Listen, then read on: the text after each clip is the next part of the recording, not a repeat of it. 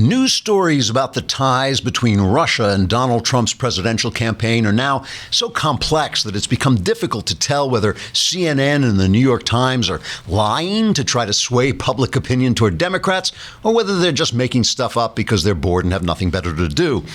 Let's take a look at the developments so far.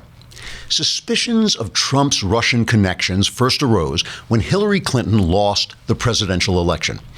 All across this great land, from West 42nd Street to West 59th, journalists began asking themselves, how could a corrupt, dishonest, socialist old bat who screeches like a pterodactyl fail to win the hearts and minds of the American people?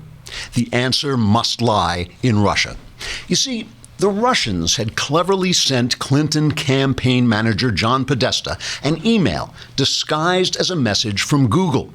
The email read, quote, "Privyet, Comrade John, someone has hacked your password ski. Please send new password ski to Boris and Natasha, your friends at Google. Do svidaniya, Vlad," unquote. Completely suckered in by this clever phishing expedition, Podesta sent the sly Russians his password, allowing them to steal and then leak his emails.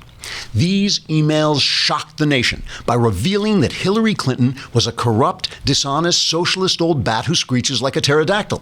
Up to that point, voters may have realized that Hillary was corrupt and probably dishonest. And okay, they already understood she was a socialist. And yes, they could see for themselves that she was an old bat who screeched like a pterodactyl, but they had never, until this moment, fully realized that John Podesta was stupid enough to send his password to the Russians. This shocking news may have only swayed 0% of the electorate, but it was the crucial 0% that put Donald Trump over the top.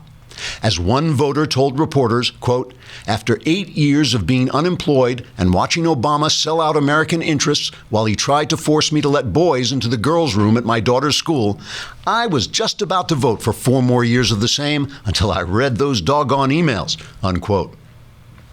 So for journalists, the question naturally arises, what did Trump know and when did he become a Russian spy? So far, reporters have found no evidence that Trump was involved in this completely meaningless mischief. But they have spent enough man-hours covering the story that each and every one of them could have used his time more productively by whittling a bar of soap into a miniature replica of the battleship Missouri. Working round the clock, journalists have exposed the fact that people who meet with ambassadors have met with ambassadors. People who speak to Vladimir Putin have spoken to Vladimir Putin. And that Donald Trump himself may have whistled the theme song to From Russia with Love while taking a shower in a hotel owned by a man who read the first 100 pages of War and Peace in college. Stay tuned for more on this amazing story of cynicism, stupidity, and rank corruption, or as we call it, American journalism. Trigger warning, I'm Andrew Klavan, and this is The Andrew Klavan Show.